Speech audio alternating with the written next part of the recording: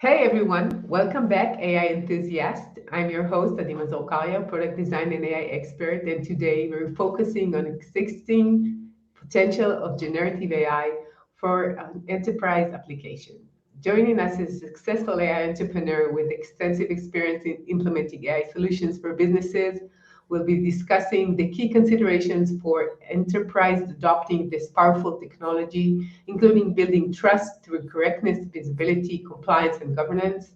Get ready for an insightful conversation on navigating the complexities and opportunities of Gen AI in the enterprise world. So happy to have Leo with me. Hi, Leo. How are you? Good. How are you? I'm Happy happy. to be here. I'm happy that you're here. Leo Feinberg is a co-founder and CEO of Verax AI, and he is also he was my client in his previous successful startup, Cloud Endure, and he's one of my favorite clients, I have to say. So I'm sure it's going to be fun to talk to him. We're live on LinkedIn, YouTube, and Facebook. You're so invited to join the discussion and ask questions. And now we can start. So let's start with a high level question. What are the unique opportunities and challenges of implementing generative AI within enterprise setting? Um, so um, there are plenty of both. When looking at opportunities, I think that AI has an opportunity to revolutionize almost every aspect of today's enterprise work. A lot of today's work in the enterprise environment could be done more effectively. And with the help of AI, it's really finally we have the technology to achieve that. So I expect that in the next several years, almost every aspect of the enterprise work across pretty much every vertical is going to be made more effective and more efficient using AI. We're still and we have still a long way to go until it's really possible. We need all the relevant tools to be ready, and then we need the challenges that I'm going to talk in a second also to be addressed. Yeah, The potential is there. It's an amazing. yeah. I really believe. Like I'm biased. I'm a CEO of an AI company, but I think that AI is the biggest tech revolution for enterprises in recent memory, and I'm very excited about the potential of AI to companies. Yeah, but I think that right now, most of people, when you're saying AI in companies, have like two aspects in their mind. One is like, yeah, we could use chat GPTs and things like chat GPT, to make the work for the marketing, for the support, for legal, whatever, make it faster. That's one thing. And the second thing is like, let's develop a way to connect to our data sets, to wherever, and we'd have this kind of chat to just ask everything, or our clients would ask Mhm. everything. It's like two very like everything is connected to these two ways. And as I see it, there's so much more potential to use these technologies either as talking to it in generative AI or getting additional information and insights and understanding of what you're currently doing, not only with this chat thing that we have right now. What do you think? I agree. I think that it's still early days. I completely agree that kind of there are low-hanging fruit that enterprise are looking at right now, and it makes sense because before going all the way, you need to start with something. You need to start building trust in generative AI. And in general, the way I'm seeing these kind of new trends or new effective technologies develop is that they start small. They start from several simple use cases, and then the industry as a whole realizes that these use cases work well with the technology, and then they have willingness and openness to expand to additional use cases. And then you also have the vendors who see that from the other side and provide solutions to allow that. So yes, there is. I think you need to walk before you run, and this is what we're doing right now with enterprises. They're working, and not even that. Like even what you mentioned, for many enterprises, even that is still in the future. Like there are still enterprises who still have ChatGPT completely blocked, Right. and like no internal Gen AI tools developed. They're still stuck in 2020 from that Yeah. perspective, and there's still many like that. So I think that we need to take into account that it's not going to change overnight. Every time we need to take one step to make sure that everyone is comfortable with what they achieved, that the value is clear and everyone agrees that there was value. And then once everyone is comfortable with that, then we're ready to go to the next step and then to the next one. And then within several years, I hope that that you're going to see generative AI being used much more than just a chat. Yeah, I think that when I think about it, I created this program to help executives to understand generative AI. And the first thing that comes to my mind is like we're in the DOS era.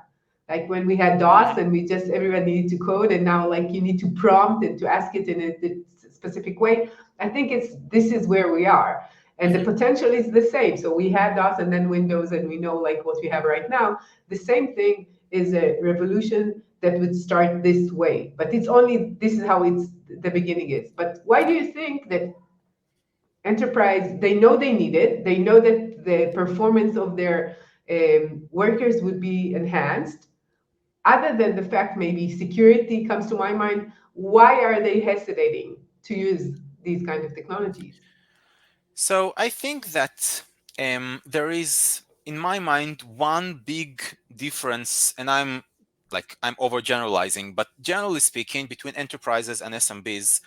SMBs would often ignore risks of new technology if they feel that the value of that technology is substantial enough. And with enterprises, generally speaking, this is not the case. No matter how big the value is, an enterprise would not ignore the risk. And if they believe that the risk is too high, they would not use that technology, even if the potential is amazing. And I think that right now, this is the main blocker. There are a lot of risks associated with generative AI. Many of them are not even clear yet. Like many of them are still like people don't know what they don't know. And Yeah. so, no matter how valuable that is, until enterprises feel comfortable that they understand the risks and the risks are small enough and they could mitigate those risks, until that point, I think that adoption of generative AI by enterprises is going to crawl. And this is also this is the category where Verax AI operates, the company. We are trying to take a lot of those risks that are associated with generative AI. We want to present those risks to our enterprise customers for them to understand the risks, and then we're also giving them ways to mitigate those risks. Definitely, what we're doing is just one category. There are a lot of different categories of risks. For example, you mentioned security, privacy. Security and privacy have been risks since the dawn of time for enterprises, and with generative AI, they have new flavors that haven't existed before. But I think this is kind of first we need to define, mitigate the risks, and then when that happens, on top of that, to build and expand the value to enterprises. Sure. So we're going to discuss about what are the risks other than privacy and security, Mhm. which comes to mind at the beginning. But let's start with what advice would you give enterprise leaders who are considering generative AI, like at the beginning? So I think that um, like what happened well in the past is to look at the early adopters in every industry.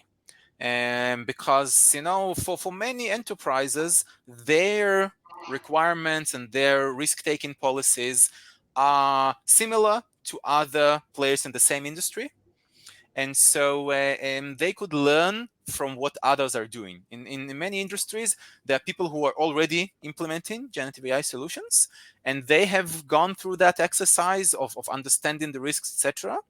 And so the other companies who are still not comfortable with the risks could take a shortcut, and instead of learning everything from scratch or like using consultants to teach them, etc., on top of that, just to understand what the early adopters have been doing and how they mitigated the risks, because the risks would probably be similar if those adopters are in the same industry. So this is a good shortcut. Otherwise, everyone is waiting for everyone else, and so and there is stagnation.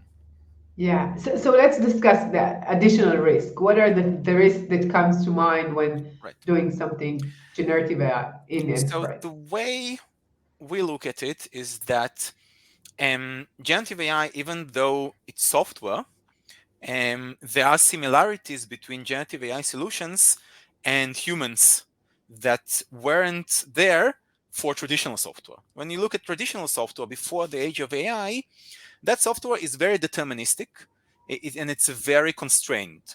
So you could probably use that piece of software in a very specific way, in exactly that same way that the builder, the vendor of the software meant you to use it. And then the software would behave. You could predict very well how the software is going to behave because of its deterministic factor. When Yeah. you go to generative AI, both these are no longer true. First of all, it's very hard. Like, the way to use a Gen AI piece of software is very vast. You could use that in many different ways, and it's almost impossible to predict when you build a product how that product is going to be used because of those many ways. And then Right. also, the behavior, like if what how the product is going to behave, is also unpredictable. Like, this predictability is a huge risk across the board in a lot of different places. And I think that you cannot really solve that challenge fully. Like, you cannot take lack of predictability is a part of what makes generative AI so powerful. Like, you Of cannot course. take that away without taking away the strength of the technology. And by the way, we're seeing that happen quite a lot. We're seeing people trying to limit the pieces of generative AI that make it unpredictable or Mm-hmm. risky, Yeah. but along with that, they limit the value. So they're getting a Right. solution that may be less risky, but it's also significantly less valuable, which is, I Yeah, of think, course. is okay for the short term. I think it's good for them to start taking the first steps. But I think that in the long term, limiting the potential of the technology, in my personal opinion, this is not the right way to go. The potential is great. So when I look at the vision, I think that you need to fulfill that potential, but in parallel, to make sure that the risks are understood and mitigated. Well, but what you're saying, I'm trying to understand what you're saying, because we're building this kind of, we're building a model which Mhm. is generative, meaning it's creative. It Yeah. could create whatever you want, but we need to guide it on the topic, on what we want it to say. We Mhm. don't, for example, if we're saying selling something, we don't want it to sell the competitors' Yeah. services, for example, and we don't want it to go into topics which are controversial, Mhm. and we don't want it to say some things in specific ways. And especially when you have this model, you want to, what we call fine tuning, or add guardrails in order to make Mhm. sure that he talks about what you wanted to talk about. And you don't know what people would ask, and they would probably, some of them even try to break it on Mhm. purpose. That's what, or not on purpose. On the other way, you don't know what it's going to create because it's creative and it's diverse, and we don't know exactly what's going to be the beginning. So what do you say? We don't need to have these types of guardrails, and we just need to let it talk whatever he wants to?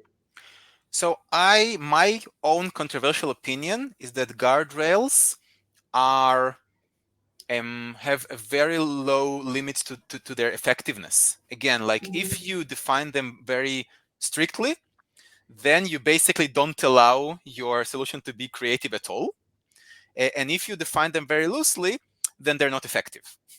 Yeah, So I right. think that the entire concept of guardrails, the way it is used today, I think it is flawed.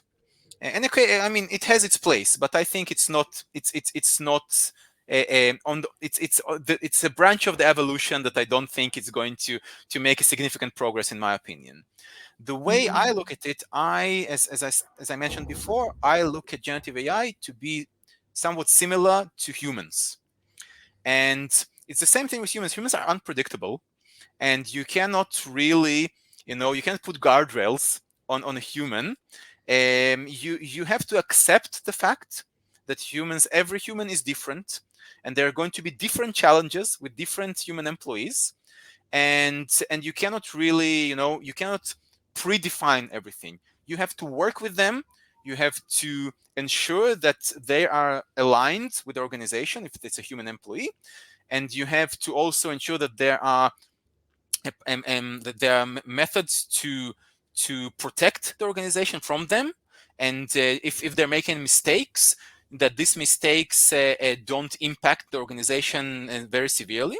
And all of these processes have existed for centuries, like since companies, as big companies started existing and had employees, then these methodologies were created. Like the simplest one is the hierarchy of the managerial structure. That's the simplest way to ensure that if someone makes a decision, they're only allowed to make a decision on their level, and on like in something on higher level would require an approval of a more senior manager.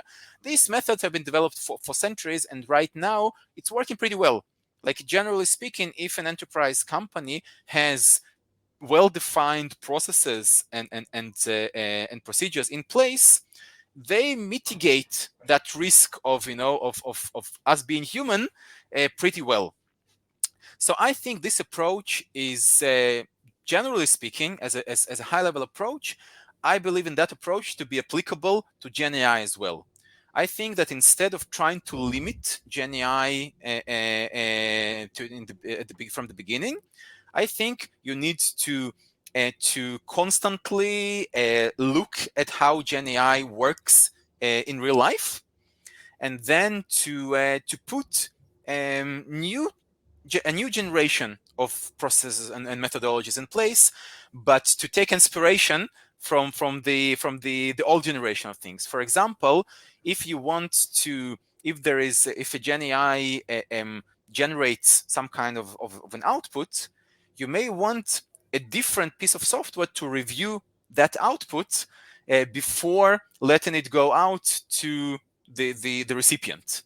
This is a very similar process to what you're doing today, like the peer review processes in a company. Before you deploy code, you have someone review that code because the developer could have made a mistake when developing it. So this kind of this way of thinking, I think it's very much applicable to Gen AI as well.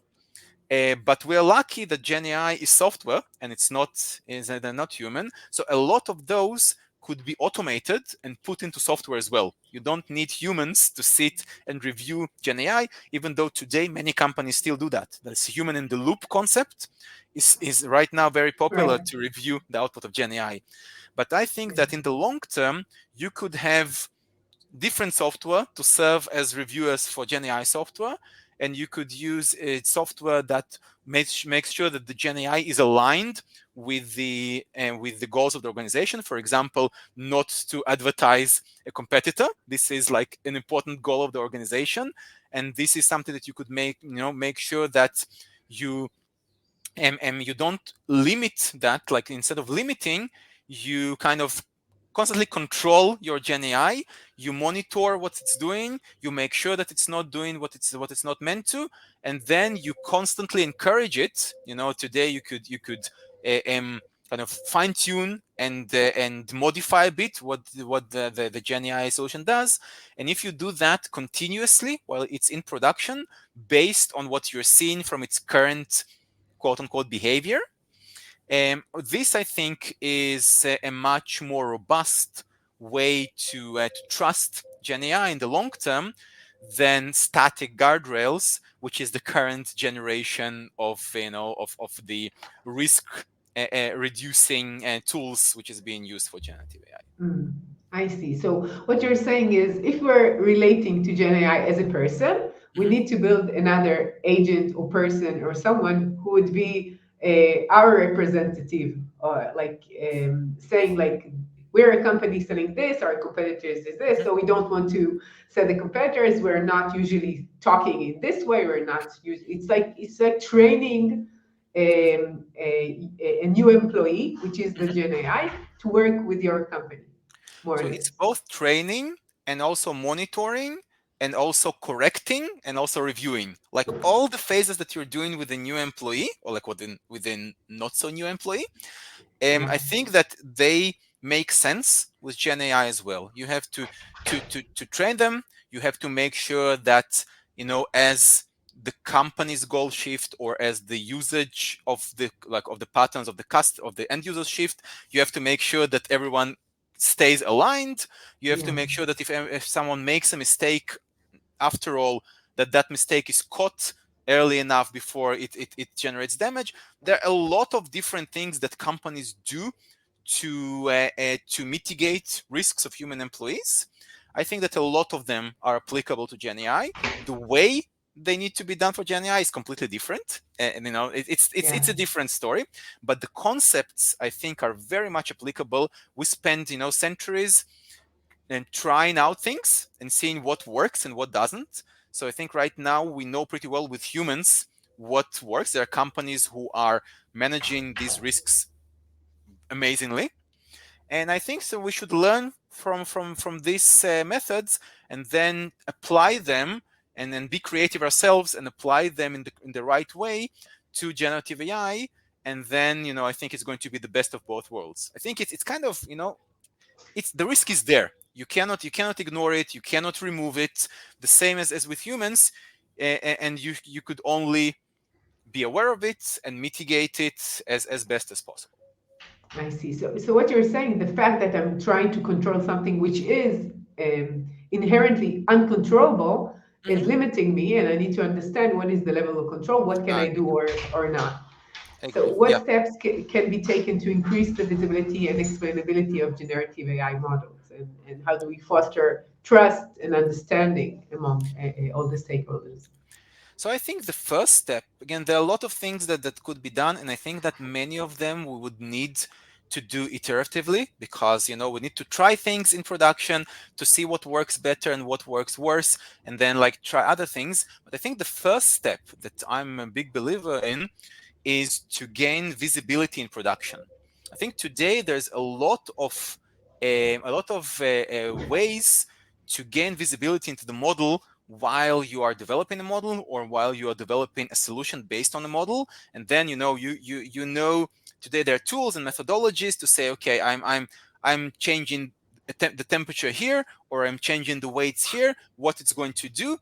This today exists and this is being done pretty well. But I think that what is missing is the piece that comes after the solution is taken to production. I think visibility is the first step of gaining trust. And today's production visibility is almost non-existent. Once a Yeah, customer yeah, takes they call it their a solution, black box, and that's yeah, it. yeah, and you don't even know, like you put a solution to production, you don't really know whether it's being used to to work more effectively or to write haikus, right? So like You you don't don't know. know, and I think this is the first step before trying to control or to optimize or whatever. Let's understand what's going on in production with the product, and that goes a very long way in generating trust because otherwise you are putting into production and just praying that everything Yeah. works, and that's not a great methodology. Yeah, you know what that reminds me at the beginning when the internet just started, many people used their time. You didn't, not everyone had internet at home, right? Yeah. And they used their time at work in order to go and see, like Facebook, I don't know, like, and then when the corporates understood it, they had these monitoring Yeah. systems in order to see what you're doing, and then limiting them, and now it was like at the beginning, this is how it was, and now it's like I don't think nobody's doing that anymore. So I Yeah. think it's the same thing. So you have the new kind of employee, as you were Hmm. saying, like generative AI. At first, I want to see what he's doing, Yeah, like what exactly. he's working on. Yeah, and yeah, exactly. I agree. Like visibility, I think, is the first step to trust and to understanding. Kind of they don't even know the nature of the beast. Like you don't know um, um, anything about how it's been. You do your best to build the best product possible. And today there are great tools to allow building amazing Gen AI products. and then it's done. You don't know whether you succeeded building something good, whether you succeeded building something that is useful to the end users. You don't know any of that, because that unlike traditional software where monitoring was easy, let's say, like understanding, there's a limited set of APIs, let's say, or UI controls, and you can understand, you had heat maps, again, developed over years and years. But today, with traditional software, vendors get a pretty good understanding of, how their software is used, where there's churn, like where they're you with your experience at you know that much Sure. better than I do. Right. Um, but with Gen AI, none of that exists. And we need to build that with generative AI, because the risk is higher there. Like it's a combination of the risk being higher than traditional software, with none of the tooling and the processes that we have developed for traditional software. So it's a Right. double problem here. Yeah, and it's like the level of the users. Right now, we're talking about employees inside the Mhm. corporate Yeah. world, but what about when you take it outside to your customers or Mhm. end customers? It's much harder even Yep. there, because your Yeah. brand is at stake all the time. Yeah. The risks grow exponentially once you take that out. That's true. For sure. So, what are the best practices for establishing effective governance framework for generative AI in organizations? So again, I think that my best suggestion here is um, to um, you know to take it one step at a time, because a governance that needs like the steps needs to be made for governance for something small and limited are much smaller than, if you want to go all in, and to present that to your end users, for example. So what many companies are doing right now, they're starting from small internal production projects, like what you mentioned, like giving their employees access to their to data acknowledgement, to their knowledge management systems through a Gen AI chatbot. And for that, you don't need a lot of governance, assuming that you're only putting that on top of the data which is accessible for all employees in the organization. You're not like starting Yeah, to of course. manage permissions. That's a totally different Yes. story. And then you can say, okay, like I'm taking a risk here. The risk is not huge. I still need to gain visibility. I think that the visibility is key. So that's I think what is needed from day one. But then my governance requirements are pretty low. I don't need that much governance at the moment. And then you learn quite a lot. If you have visibility, then you definitely learn quite a lot from how it's being used, from what it is. And then when you go to the next step, for example, you do add access to data which is not accessible to all employees, and there are permission considerations.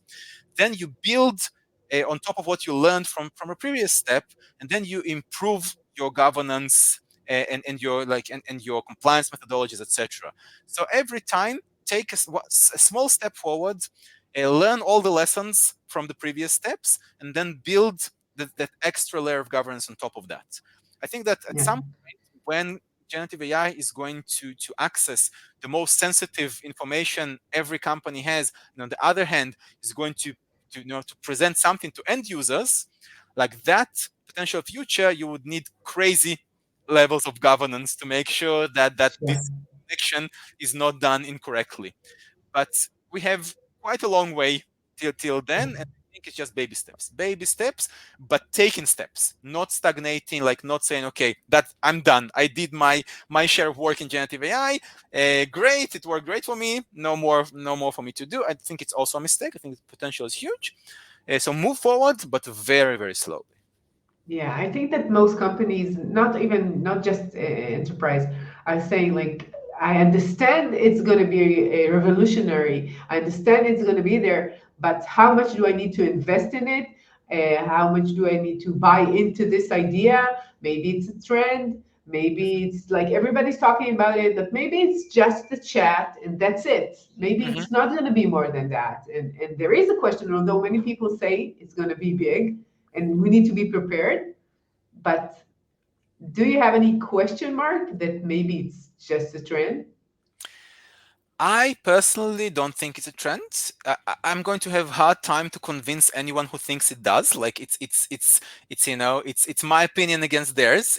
Right. There's no hard evidence to either way. I think it's going to be a trend, but I think that um what you said is very true, and it connects to what I said before. I think that today people are putting things like guide rails in place so tightly that when the solution is launched, the potential of generative AI is not visible that much. So you launch a solution, you limited it very, very strongly with all sorts of static uh, um, um, um, um, protection layers like guardrails, and then it's basically you don't it doesn't have any creativity.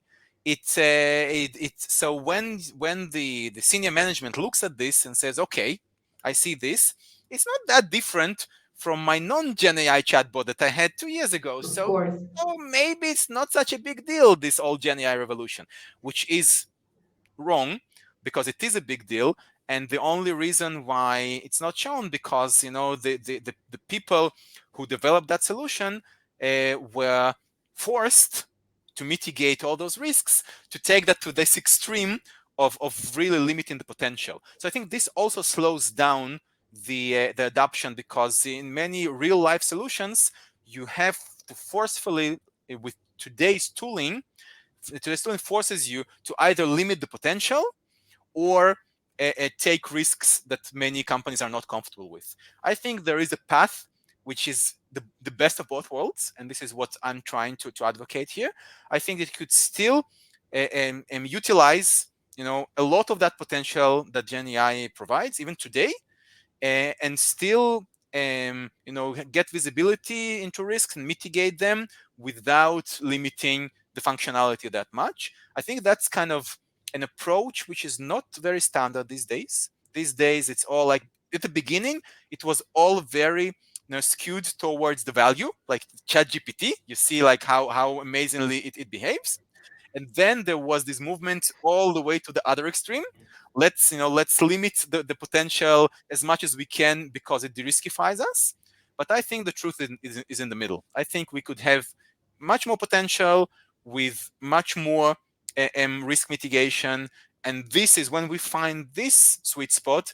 This is, I think, when we're going to really accelerate the adoption of generative AI by enterprises. Yeah, when you're talking about it, the first thing that comes to my mind is the fact that people want control. And Mhm, sometimes when they have something which is very powerful, they feel the need to control it even more. And mhm, in this technology, it is very powerful and very surprising and unpredictable. And therefore, they're trying to limit it to what they already know. What they have right now mhm, is a salesperson, support person, a chatbot, and they're saying, okay, we have this very powerful thing, but we want it to be very, very close or similar to what we currently mhm. have because we can control it. We know exactly what are the Q&A and what would people get the answers for. And therefore, this is how we see it. But we cannot even imagine what could it be without the control, Yeah. which is very frightening to not have control over technology, especially when you see all the mistakes and what happens with the images in Google and all Oh, the yeah. people suing you for everything. And it's like it's really, it makes you anxious just to think about it. um, so what we're talking about is just the human nature of something that is unknown and trying to prevent the unknown, and then like cutting the wings of something.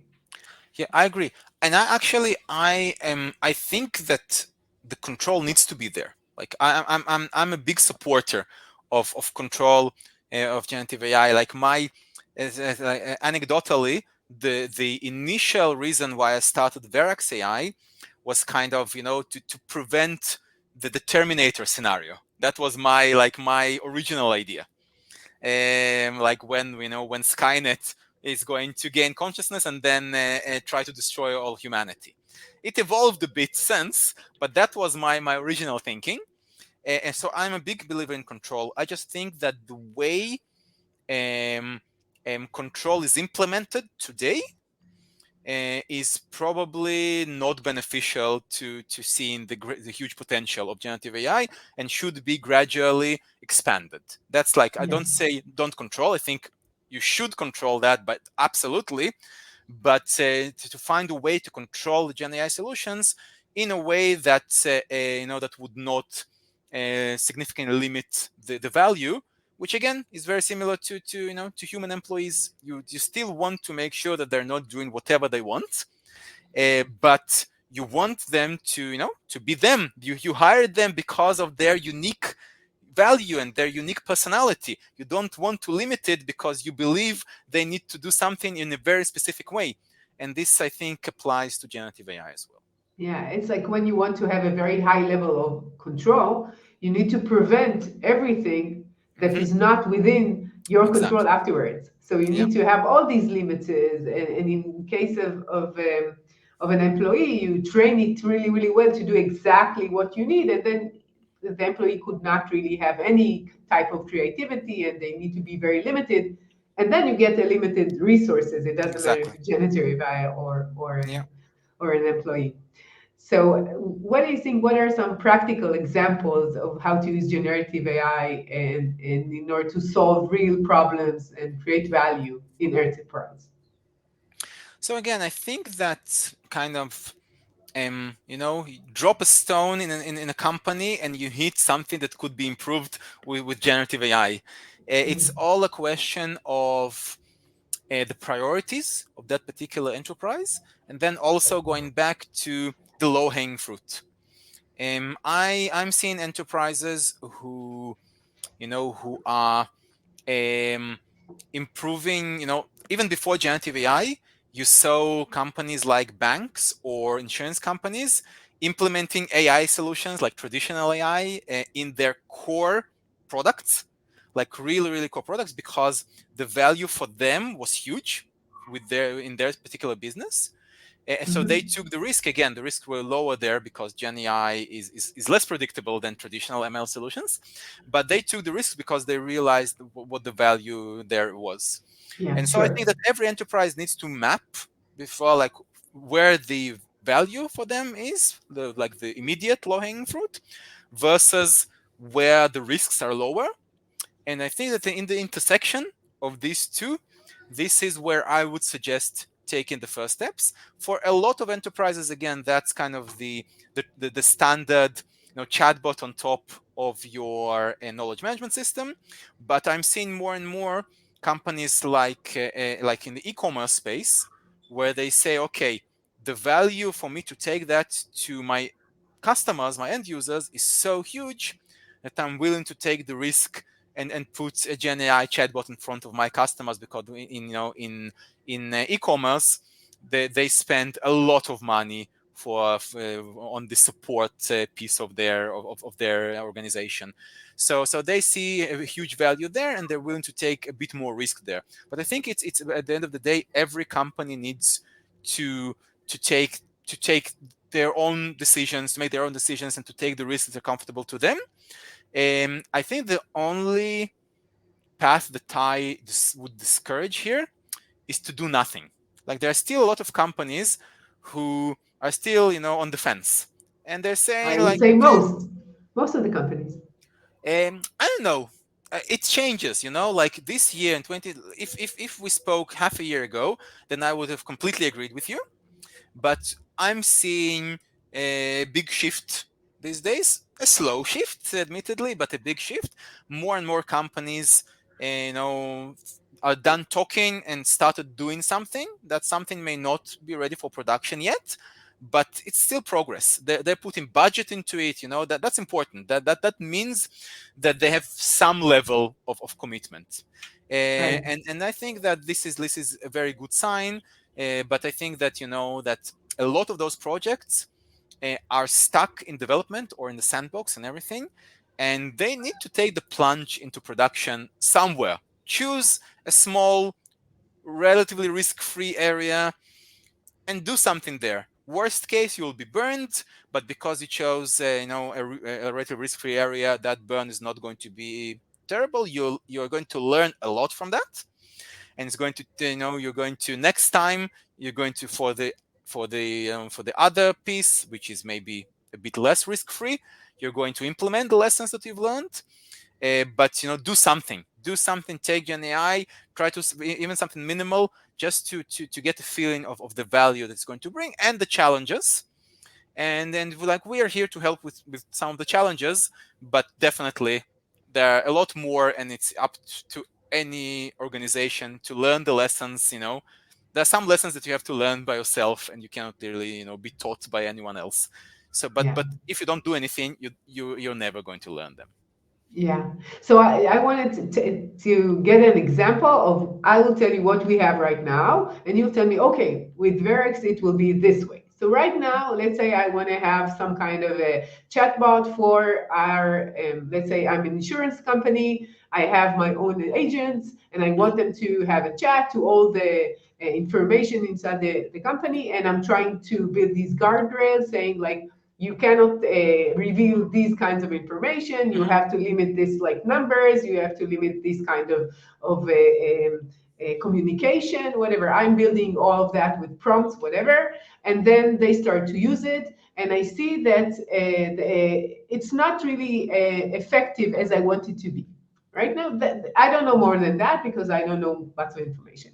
So let's say I do use Verax AI in the future. What would be different, and how would they have it like in a better way? Right. So I think if you take one step back, I think that even the ability to see how effective the guardrails were is missing today. Like, you put it in production and you don't even know, maybe the guardrails are effective and maybe they're not. But today it's mostly anecdotal evidence that is being provided, by a small number of end users, or if you're just going manually over the prompts, and looking and trying to understand, how it's being used. I think this is the first step. The first step with Verax is that you gain visibility to how the product is actually being used, even before trying to to determine whether something was effective or not effective. Just to see, maybe you build your guardrails in the wrong place. Like, maybe the actual problem that you want to protect from is not even there. It's not even like the topics. It's maybe the phrasing. I don't know, something completely that you couldn't predict. So the first step is to understand how it's being used, like what types of interactions there are, and try to gain insights into that, and from that to learn about your product in real life, which is very different from the sandbox that probably most people have the only experience with it from. And this is the number one value that Verax gives you. Even if everything works perfectly, you don't necessarily need to change anything, but you need to know that it works perfectly or it doesn't. And that's the number one value.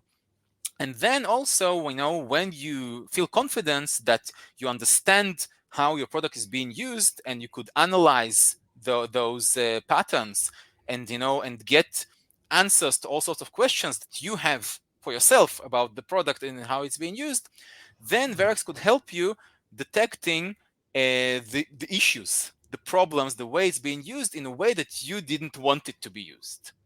And this is the second value of Verax.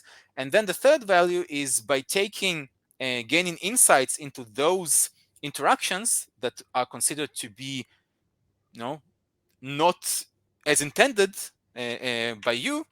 And then from the insights, it gives you the ability to understand how to fix, like maybe to add another guardrail, or maybe to change your RAG to kind of to optimize that, because currently the RAG pushes wrong information to customers, or maybe to fine tune. But Verax gives you a lot of deep insights to help you figure out what you need to do to fix those problems. And then in the next version, a lot of those problems Verax would fix on the fly before they have the opportunity to reach the end users. Yeah. So this is, I think, the big difference between today without Verax and tomorrow with Verax. Yeah. And you just mentioned RAG. RAG is the way to retrieve the information from your knowledge base to the LLM and to the user. It's just not being too technical here. what you're saying is another thing, I think, because right now we have the model. It doesn't matter if it's a model of third party, I build the model, it's open source, whatever. There is a model. Sometimes it's really close and I cannot do anything about it. Sometimes I get some information from it.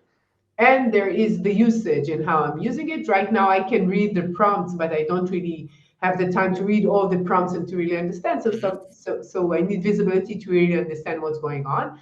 And I could implement additional cases in order to make it more effective, even like working better with the database, working better with the model, working better with the users, getting better results from what we just have done, and maybe enhancing the way that things are done right now. Even as you mentioned, missing guardrails or editing the current guardrails will help us feel more secure with it. Right. And there's another component that I think is often overlooked, and that's the business logic on top of the model. I think that today people are talking about models, but they're not talking enough about solutions. When you look at a complete solution, from the way we see it, it contains one or more models. If it's a generative AI solution, it Mhm. contains the data, which could impact the behavior very significantly, because the same Sure. exact model could work completely different when fed with different types of data.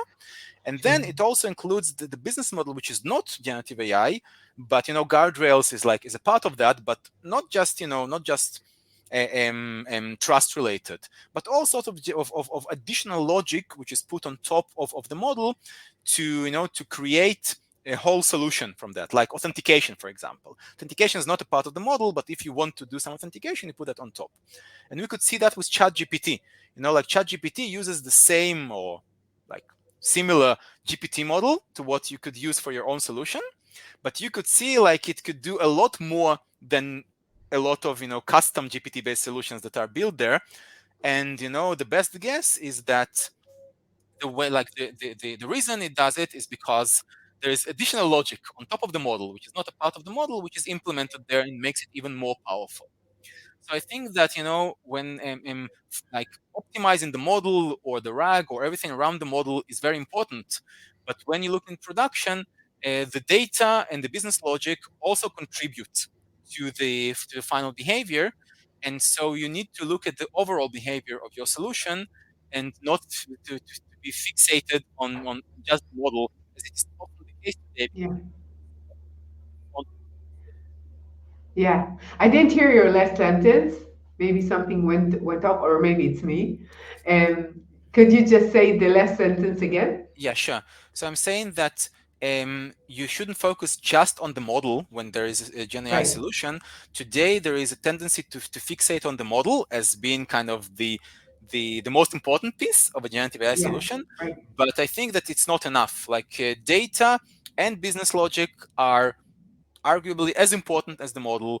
And when you look at Yeah. the solution, you need to look at all of that holistically, Of and course. because everything contributes to the end result. Okay. So give me an example of business logic. What does that mean for you when you're saying business logic? So again, like the simplest example is data access management. Like Right. let's say, okay, I want to make sure that that an end user will not get a response that is based on information that end user is not authorized to see. So Right. that is currently not a part of the model. It's not a part of the RAG usually, but it is a very important part of the It solution. is. So Of it course. is a part of the business logic. And if that Hmm. part breaks for some reason, like there is an issue there or something like that, you have a problem, even though the model is not to blame, the RAG is not to blame, the data is not. So when you look at the generative AI solution, because the authentication logic here is very different from traditional solutions. So it's not like this a logic that we implemented for many decades, which is exactly the same whatever application you're using, and there are standard ways to implement that. This is no longer the case. So this is a part of business logic that you need to also validate when you look at a Gen AI solution along with everything else. Yeah, this is a very good example because most companies have their very sensitive data either on their clients or within the company. It's like the I know the numbers in high level are not available for all the employees, Yeah. only for the managers or for the CFO, whatever. Hmm. And of course, if you cannot limit it in a very strict and straightforward way, an enterprise would think again and again if they want to use these like uncontrollable Yeah. solutions that they cannot do anything about. So looking ahead, what are the future trends and developments we can expect to see in the field of generative AI for enterprise? So I think it's going to happen in parallel over in two directions. First of all, I think we're going to see more and more vertical generative AI solutions that are enterprise grade and that allow enterprises address specific challenges using generative AI. If it's like, for sales and marketing and HR, and we already see in engineering like the Copilot, but I think it's just scratching the surface. Even in engineering, we're going to see more and more Gen AI solutions.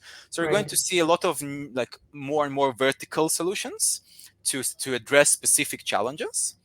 And then I think in parallel, we're going to see a lot of these infrastructure solutions like Verax that are addressing the horizontal concerns, like security, like privacy, like authentication, like trust, like visibility, and which are common to all implementations.